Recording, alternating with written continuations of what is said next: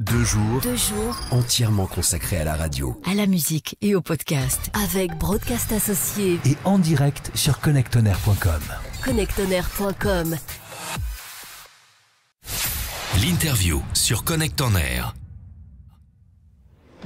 Olivier Rioux, rebonjour. Bonjour, comment allez-vous? Mais ça va très bien, je vous remercie. Vous êtes encore là? Mais on est encore là et on va pas bouger en plus. On va pas bouger jusqu'à 19h, je crois, ici en direct de la scène musicale à Paris pour le Paris Radio Show. Paris Radio Show qui est très podcast, de plus en plus, ça fait déjà quelques sessions. Mais là, cette année, il n'y en a pas eu pendant 2 ans, donc forcément ça a grandi. Et on est avec Clémentine Gallet. Bonjour. Bonjour Clémentine. Bonjour Olivier. Qui est la créatrice du podcast, c'est chiant à dire, Bliss Story. Bliss Stories. Stories. Alors, pardon. Ça s'orthographie comment, Bliss Stories? Tiens. Bliss, B-L-I-2-S, Stories, comme des histoires. Des histoires de bonheur, des histoires de moments suspendus, comme les moments de la naissance, par exemple. Tout un programme. Oui, parce que c'est le premier podcast français sur la maternité sans filtre. Alors, c'est la maternité qui est sans filtre ou le podcast qui est sans filtre? Alors, c'est le podcast qui est sans filtre. Bliss Stories est né il y a 4 ans. C'était un projet, un side project pour moi. C'est un joli bébé là déjà. C'est un bébé, c'est déjà un bambin. C'est déjà un petit bambin. Ouais. Et voilà, l'idée c'était de libérer la parole des femmes autour de ce sujet brûlant, crucial, fondateur de la grossesse et de l'accouchement. Les femmes avaient très peu d'endroits où s'exprimer sur ces sujets-là et pourtant c'est bien des moments qui marquent toute une vie et dont on se souvient quasiment à la seconde près. Toute une vie. Donc voilà, j'ai eu envie de tendre mon micro à tout un tas de femmes qui avaient des choses à transmettre et à raconter.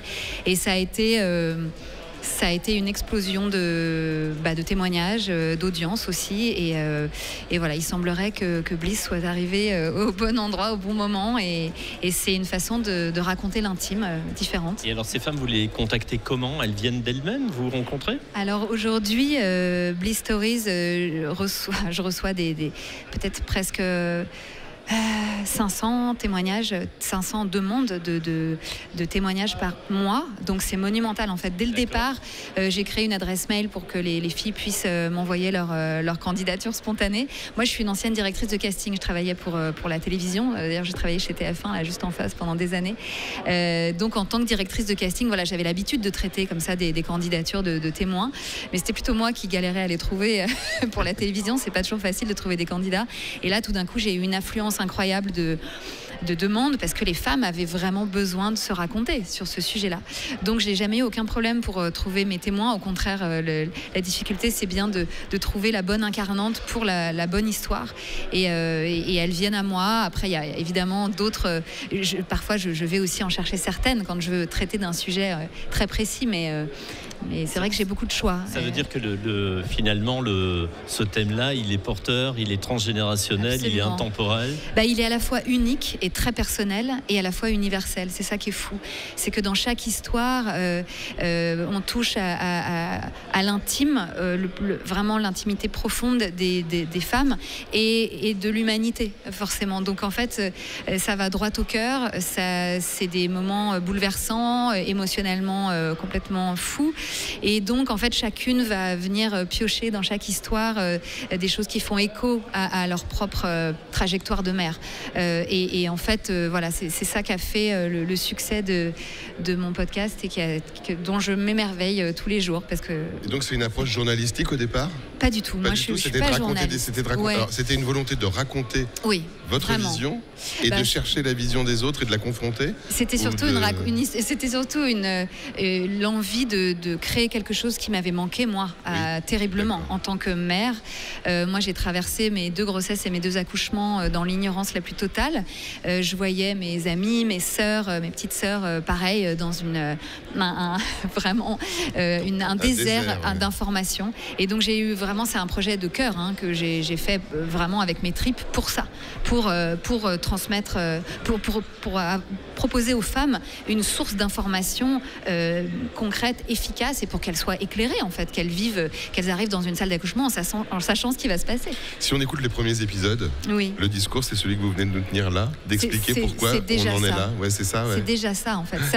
Ça n'a jamais changé. Après, à partir du podcast, ensuite, j'ai décliné la marque sous plusieurs autres formes. Aujourd'hui, Bliss, c'est vraiment un écosystème autour de la maternité qui est très fort. C'est-à-dire que j'ai écrit un livre, j'ai lancé un programme audio d'accompagnement à la grossesse et au postpartum pour continuer de tenir la main des femmes vraiment jusqu'au bout. J'ai lancé une chaîne YouTube, j'ai créé une trousse, comme un kit pour l'après-accouchement, vraiment pour la maternité. Ah oui, c'est quelque chose mieux que ceux qu'on a complet, c'est-à-dire que voilà, c'est des produits pour les femmes, hein, c'est des trucs vraiment pas glamour, mais qui sont indispensables et qui manquaient. Et puis aujourd'hui, Bliss, c'est aussi un spectacle qui a été joué au Trianon le 8 mars, journée emblématique pour les droits des femmes. Et là, je pars en tournée avec ce spectacle. Donc samedi, je suis à Lille, le 10, je suis à Lyon, et le 16 juin, je suis à Bordeaux. Voilà, dans des très beaux théâtres. Et on est très contents. Et le podcast se poursuit Et le podcast, c'est toujours un rendez-vous hebdomadaire, donc tous les lundis matins. C'est l'épisode de Bliss Stories, qui reste vraiment le cœur du projet. Il y a une suite dans les épisodes ou c'est vraiment des sujets non, chacun peut être pris individuellement. Chaque épisode, c'est une rencontre avec une femme qui me raconte son histoire. C'est le principe. C'est le principe. D'accord. Et on peut retrouver ce podcast, on peut l'écouter sur toutes les plateformes. Sur Apple, sur Spotify et sur toutes les plateformes. Et il y a des petits mots-clés pour aller le récupérer. Il faut, vous tapez sur Google. Vous tapez Bliss, vous tapez podcast maternité. Mais Bliss, c'est pas forcément naturel d'aller taper Bliss. Donc, non, mais vous tapez podcast maternité, podcast grossesse, ça sort. On est numéro 1. C'était la classe, non ? C'est fait. À quel moment on se rend compte que ça prend vraiment ? Dès les premiers où il y a parce qu'au départ, c'était pas prévu, j'imagine, de faire tout ça. Pas du tout. On parle de la chaîne YouTube, pas du tout. Mais moi, je travaillais, j'étais en CDI, donc moi, l'idée, c'était pas du tout d'en faire un business. J'ai quitté TF1 au bout d'un an, un an après avoir lancé Bliss. Ça faisait 7 ans, 8 ans que j'étais chez TF1. Et au bout d'un an, j'ai pu vivre de mon podcast, ce qui n'était pas du tout prévu, encore une fois, parce qu'en plus, à l'époque, le podcast n'était pas du tout le business que c'est aujourd'hui. Donc, on a vraiment... oui, parce que quelque part, il faut le monétiser aussi. Ah bah oui, je l'ai monétisé très vite, en fait. Avec des partenaires via une régie, qui est la régie de Nouvelles Écoutes, du studio de podcast Nouvelles Écoutes, qui s'appelle Native. Donc, très vite, on a trouvé des annonceurs qui étaient intéressés pour faire des messages en host read, donc ça veut dire avant les épisodes. C'est des messages que j'écris moi. C'est avec ma voix. Donc c'est des messages sur mesure en fait. Qui sont pour personnalisés. Très personnalisés. Ils sont personnalisés et puis surtout je choisis vraiment des marques avec lesquelles j'ai des affinités et qui portent les mêmes valeurs que Bliss, quoi. Donc en fait très vite, j'ai réussi à le monétiser. Les annonceurs ont tout de suite compris l'intérêt, ils ont accroché au concept. Et aujourd'hui, vous avez combien de vues ? Enfin, combien d'écoutes ? Alors aujourd'hui, Bliss Stories, depuis le début, c'est plus de 25 millions d'écoutes, donc c'est énorme. Il y en a par mois, c'est à peu près entre 600 et 700 000 écoutes par mois. C'est beaucoup. Il y a des épisodes qui sont les meilleurs épisodes, on va dire, qui gardent une espèce, malgré la durée, qui gardent une écoute. Oui, bien sûr. En fait, moi, j'alterne dans mon podcast, vraiment des girl next door, c'est-à-dire vraiment des filles, des femmes anonymes, inconnues, en tout cas du grand public. Et puis, j'ai aussi pas mal d'influenceuses ou de people. Donc, c'est vrai que ces épisodes-là marchent toujours très bien. Il y a aussi, moi, j'ai fait un épisode moi-même au bout de 100 épisodes. Le 100e, c'est mon histoire et j'avoue que ça... Vous êtes auto-interviewée ? Non, je n'en suis pas... non, je n'ai pas poussé le truc là, jusque-là, mais non, en fait, les filles me demandaient beaucoup, évidemment, de me raconter moi, parce que moi, dans les épisodes, je m'efface complètement et l'idée, c'est vraiment de donner la parole aux autres. Et puis là, la demande était tellement insistante que je me suis... Vous avez cédé aux sirènes du public. Donc, j'ai demandé à une copine journaliste qui, au tout début de Bliss, m'avait dit « Tu vas voir, ça va cartonner. Et le 100e épisode, ça sera ton histoire et c'est moi qui t'interviewerai. » Et je lui avais dit « Mais tu es folle !» On s'était dit ça à la cafette de TF1. Je lui ai dit « Mais t'es dingue quand on sera au 100e épisode. Je sais même pas si je vais arriver jusque-là. » Et on a tenu parole et c'est bien elle qui m'a interviewée pour mon 100e épisode. Donc c'était très drôle. C'est génial parce que vous savez quoi, vous dégagez des ondes positives. On peut parler d'ondes en radio pour le coup, c'est à propos.